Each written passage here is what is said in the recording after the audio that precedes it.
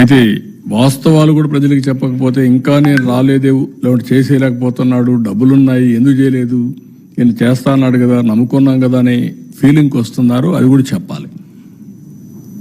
ఇప్పుడు government of India ఇచ్చారు, ఒక 15,000 కోట్లు వరల్డ్ బ్యాంక్ నుంచి అమరావతికి ఇచ్చారు, ఒక 12,150 కోట్లు పోలవరానికి ఇచ్చారు, ఒక 11,114 కోట్లు రివైవల్కి ఇచ్చారు.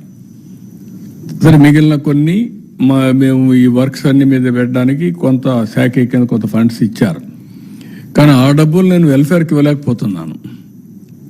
కనీసం అక్కడ పెడితే రివైవ్ అయితే, డెవలప్మెంట్ అయితే నాకు ఆదాయం పెరుగుతుంది. ఆదాయం పెరిగితే ఇస్తాం. ఇంకొంచెం ఫ్లెక్సిబిలిటీ కోసం ఆలోచిస్తున్నాం. ఎక్కడ ఫ్లెక్సిబిలిటీ వస్తే అక్కడ అవసరమైతే బారో చేసినా సరే I want to give my commitments. తల్లికి వందనం కానీ, లేకపోతే రైతులకు ఇవ్వాల్సిన రైతు భరోసా కానీ I want to give it. ఏది రైతైనా అవస్థపడాలి, గవర్నమెంట్ అయినా అవస్థపడాలి. నాకు ఫ్లెక్సిబిలిటీ ఉంటే నేను అవస్థ తీసుకోవడానికి సిద్ధంగా ఉన్నా. I will give it. ఆ ప్రయత్నంలోనే అనునిత్యం ఉన్నాం. మా డిపార్ట్మెంట్కి అదే చెప్పాం. They are also doing same exercise. ఒక్క నిమిషం కూడా వెయిట్ చేయాలి నాకు ఫ్లెక్సిబిలిటీ ఉంటే. ఇప్పుడే దాని మీద కూడా ప్లాన్ చేసుకున్నాం, వర్కౌట్ చేస్తున్నాం.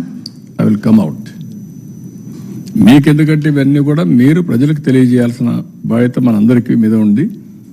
ఇట్ ఇస్ ఓన్లీ, అందుకే నేను చాలాసార్లు చెప్పాను, ఒక పబ్లిక్ పాలసీ.